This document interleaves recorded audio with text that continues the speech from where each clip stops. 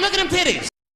The anime I'm reviewing today has somewhat of a long name, but I'll try my best to pronounce it. Is it wrong to try to pick up girls in a dungeon? No, seriously, is it wrong though? Cause I wouldn't mind crawling through a few dungeons just so I can crawl into her dungeon. But seriously, this anime was one of the biggest highlights of the past spring anime season. The anime follows the main character, Belle Cronell, who is the only member of the Hestia family. Now before I go any further, these family or familia are essentially guilds that are led by Greek gods or goddesses. In fact, I knew a lot about Greek mythology, but I had no clue there was actually a Greek goddess called Hestia.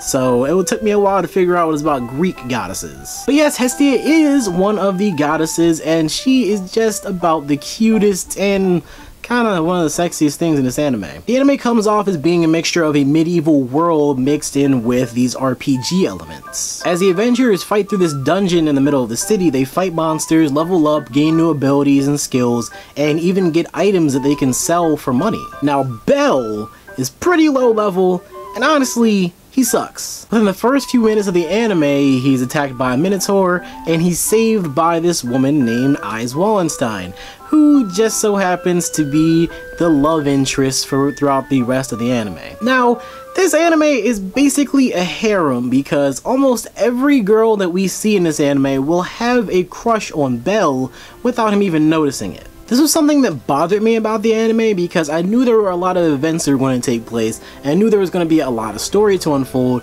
so I didn't want the harem side of it to take away from that. Luckily, the harem isn't too much for the series, so it still flows properly. Speaking of the story, it's one that is very developmental for Belle. Belle gains more abilities and strengths throughout the anime, and even becomes more emotionally strong as well. There's even one major event that happens at the end of the series, I'm not going to spoil it, but it's a tremendous nod to the amount of power Belle has gained up to that point, and basically the amount of power that he can achieve thereafter. But that leads me into a negative part about the story. Now don't get me wrong, the story is good, but it has a lot that isn't finished, and a lot of characters and plot elements get introduced that you can't fit into the 13 episodes for this series. This is yet another example of an anime that's good, but it needs another season to be complete. Now, I see a lot of people comparing this anime to Sword Art Online, and I can really see where they draw those connections. Of course, we have the obvious RPG elements, but we also have something connected with the harem elements as well. However, in this anime, it just seems to make a tad bit more sense. Belle, our main character, has this skill which gives him a boost as long as he fights in battle for a person that he loves. Now of course his one true love interest is Ise, but it would make sense for him to fight for the other girls, as when he goes through the dungeons he does have to fight for other people as well. So as he does that, he gains more strength and he gets more powerful. Now the fights in this anime are so great, especially one in particular. Don't want to exactly say what it is. You know what, who cares? Let me just say what it is. There's a fight in the anime where he fights against the Minotaur, and I'm not going to tell you exactly what happens, but it's one of the most badass fights in the entire anime. It shows off just him, his pure strength, his pure emotional power. It just shows off him and how much he's grown since that first episode. And outside of Belle fighting, we also get to see other adventurers fight as well. Some of those adventurers are really powerful, and I mean like much more powerful than Belle. Like they can go into parts of the dungeon that Belle can't even imagine going into. Now for the last part of this video, I do want to talk a little bit about the ending. So if you have not seen the anime and you don't want any spoilers, go to this point in the video for my final thoughts right after the spoilers are done. Go on, I'll wait. I'm serious too, you know, just go to the point in the video, because, you know, I don't want you to get spoiled or anything. Totally. You done? Okay, let's move on. So about the ending to the anime, it is really awesome to see Belle fight up against a fucking titan. Like, no, I'm actually serious. Have you really seen, like, he's a fucking titan. Like, seriously, why did they put a titan? He can regenerate, people. They fucking shot his head off, and guess what? It fucking regenerated. He's a fucking titan. Nothing else.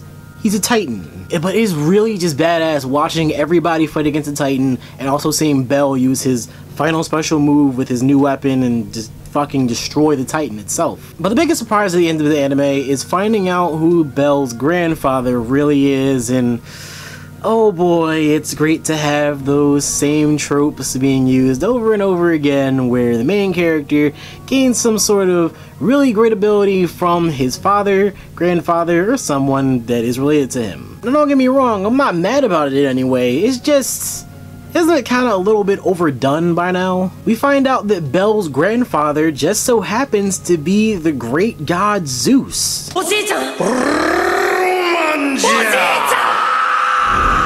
Now, even though it hasn't really gone deep into that, and we don't really know too much about his grandfather still, it was hinted towards him being Zeus, and it's not really anything that we can say it's not Zeus. He's definitely Zeus. So essentially that makes Belle a demigod. Now that this is revealed, I really want a season 2 just to show off more about these gods and Belle's godlike powers and what kind of connections he would have to the gods. Finally, I do have to say, this is a good shonen anime for it being 13 episodes and not really having everything there because it needs a season 2. But if you're interested in a fighting anime with a little bit of ecchi, you will definitely be sucked in from episode 1. And if you guys want to check out the anime, head over to crunchyroll.com where you can watch each episode completely for free. And just to make it easier for you, I'll put the links in the description. So thank you all so much for watching this anime review. If you guys liked it, then go ahead and click that thumbs up, and don't forget to subscribe for more anime reviews just like this one. Also, if you have any other anime you'd like me to review or even check out, then go ahead and put that in the comment section down below. I'd love to know what you guys want to see me review.